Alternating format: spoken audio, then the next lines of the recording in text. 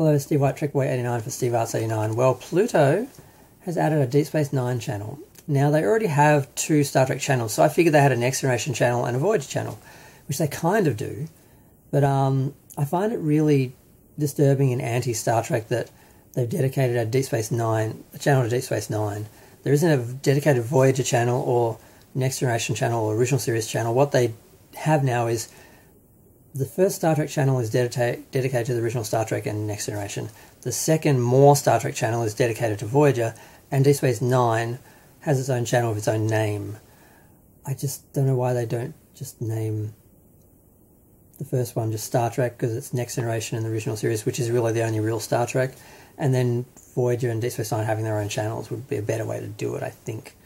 But yeah, I mean, not to go into a big rant like I just did, this is the second attempt at this video, but Deep Space Nine is the least Star Trek of the Star Trek shows. It started off as Star Trek, but then became a pro-war, pro-military religion series, and those were the antithesis of Star Trek. The reason why we had peace in Gene Roddenberry's universe was because we eliminated religion, which eliminated war, and were able to basically go out into the universe and explore and have a peaceful life. But some people from our time who can't comprehend that, who need war and confrontation, need to justify it, got involved in Star Trek and turned Deep Space Nine and turned it into this pro-war, pro-military, pro-religion, anti-Star Trek series. And it was a very deliberate thing. Like, if you look hard enough, you'll find the interviews where they actually say that, you know, they hated Next Generation, they hated Gene Roddenberry, they hated his version of Star Trek, like there's any other. Like theirs would be better. I'm going ranty. Okay, I'm going to pull it back. So yeah, so I kind of like the idea of separate channels. So the idea of just being able to watch Voyager and not have to worry about Deep Space Nine. The idea of being able to watch Next Generation in the original series and not have to worry about, you know, Deep Space Nine. That'd be great. And I guess for people who don't like Star Trek, who aren't Star Trek fans, who are generic science fiction fans who watch Deep Space Nine because it's just like every other science fiction show where there's war and religion and everything else that makes it just like today and everything else, then I guess they can watch that and not be interrupted by Star Trek shows. So I guess that makes some sense. I just wish they'd rename the first 2 shows.